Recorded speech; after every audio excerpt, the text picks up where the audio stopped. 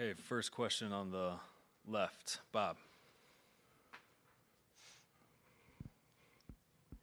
Hey. Hi, Coach. Hey. Good. Hey.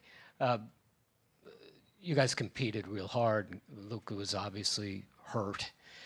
Did you get the sense that it was the Celtics' time? I mean, they were together for 7 years, and they kind of what you will want to keep building toward with this predominantly young group. Yeah, I think when you look at their journey for 7 years, there's been ups, there's been learning, experiences for them with winning and losing. And so understanding for us, we've been together for 5 months, some of us. So this is, a really, positive journey that we've been on here. And we'll look at what we can do as we get to the finals, just understanding we have to play our best basketball. Unfortunately, Boston was better than us in this series, and they won the championship. Middle, Dwayne. Dwayne Price, Maps.com. Jason, was there anything in particular that the Celtics did on the defensive end to slow down your offense? Yeah, we had some great looks there that just didn't go down for us. Kai has a layup that rims in and out. PJ had great looks, just wasn't our night, offensively. Tim. Tim McMahon, ESPN. Jason, when you look at what needs to happen for you guys to be able to get over that last hurdle, what are things that stand out to you as far as how you can get to that, take that next step? Well, I think the first step was just to be in it. I think that's a big thing. A lot of us, when I say a lot of us, excluding the people in the locker room, didn't have us here. And so to be able to start the playoffs in L.A., to start the playoffs in Oklahoma, to start the playoffs in Minnesota, to understand that that's not easy to do. And I thought the group did a great job. Yes, we lost 4-1, but I thought the group fought against the Celtics, and just unfortunately we just couldn't make shots when we had to, or we turned the ball over, and they took full advantage of that. And so there's a lot of positives in this run that we were on during the playoffs, but also since March we've been playing basketball at a high level. So when we go back to look at some of the stuff, what we can continue to build on and what we can get better at. First row on the right, Brad. Brad Townsend, Dallas Morning News. Speaking of building, you've talked about building a culture here in 3 years, conference finals, NBA finals. What would you say kind of the biggest, the most important pillars that you feel like you have put in so far? Yeah, I think that's a very good point. First year we lose to Golden State, who becomes the world champs.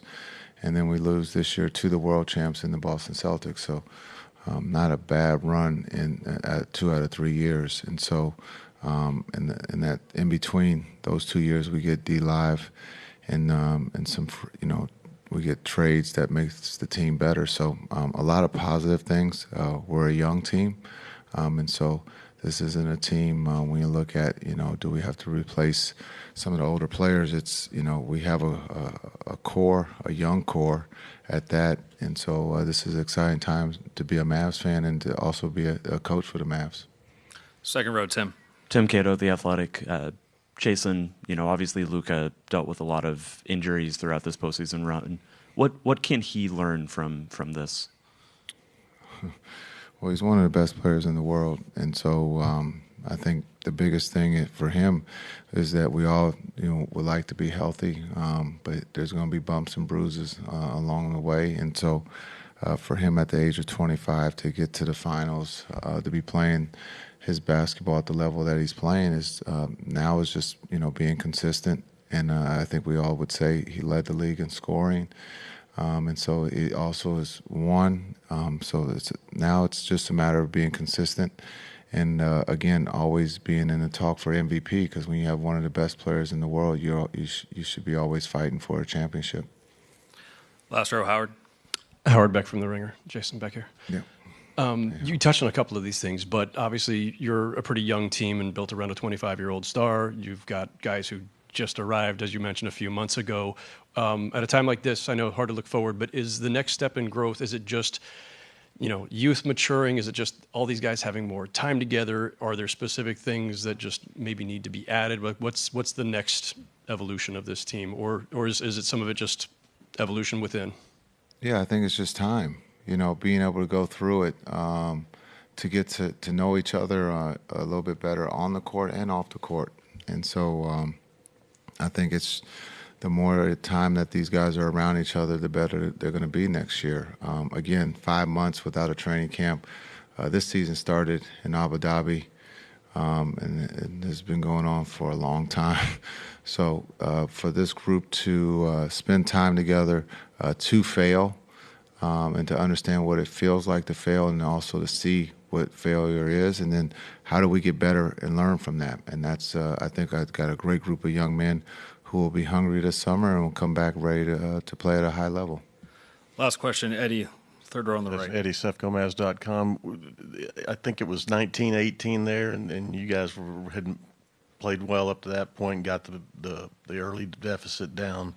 What happened there when you had some empty possessions? I think they might have had a couple of steals, or you guys had a couple of turnovers, and it snowballed after that. Yeah, it snowballed quickly. The turnovers led to easy baskets or wide open threes, and so they took advantage of that, and we couldn't keep scoring or keep pace with them. We got good looks that just didn't go down for us. Thank you, Coach. Thanks.